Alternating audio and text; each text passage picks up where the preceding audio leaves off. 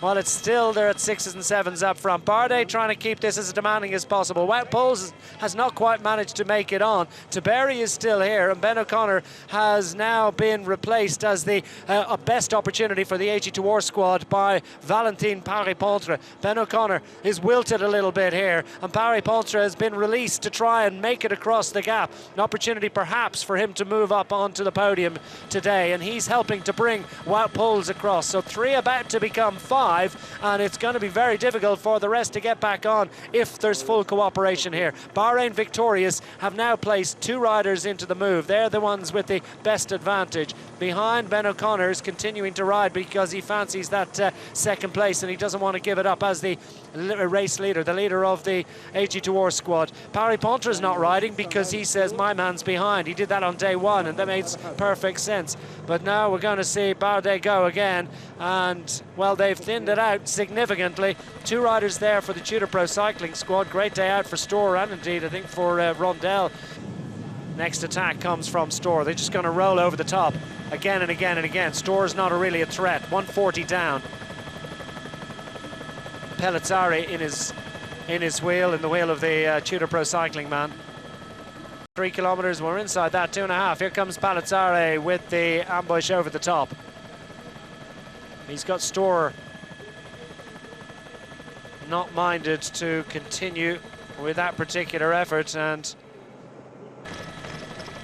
1,800 meters to go. Last time we heard, as I said, it was about an 18-20 second advantage as Carlos Rodriguez just rolls along the right-hand side for the Ineos Grenadiers squad.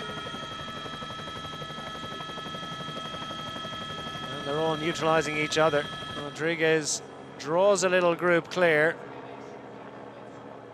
Zana latching on as well, and the Eola Cometa man, Piganzoli. As we arrive under the kite, the final kilometre of Tour of the Alps 2024 is upon us, and the Bahrain Victorious team is that Wout Poels into the final kilometre. No, indeed, it's Torsten Trein that has managed to open up a little bit of an advantage.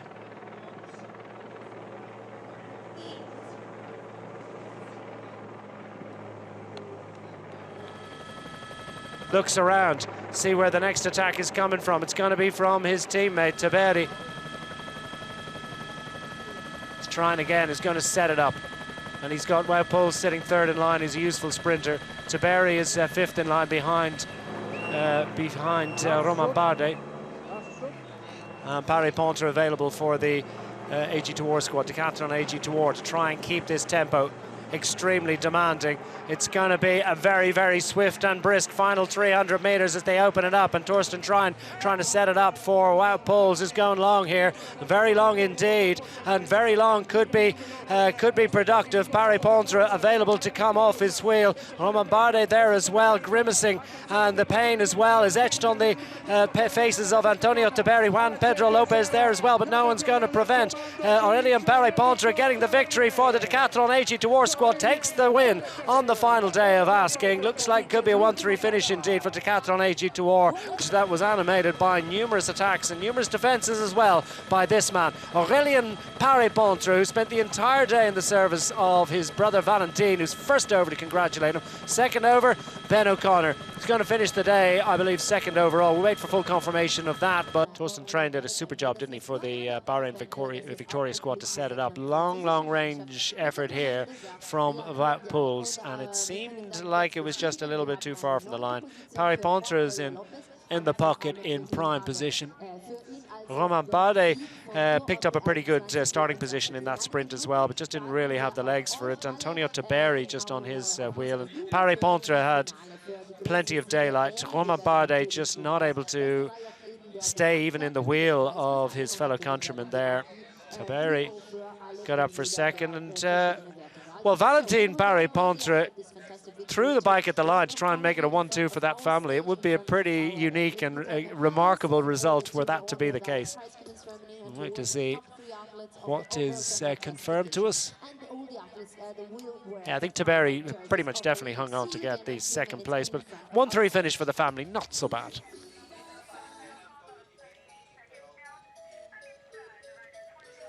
Ben O'Connor safely in the group. He'll get second overall, so not bad. 1-3 finish, second overall after all the challenges that they faced in the last couple of days for Decathlon AG Tour.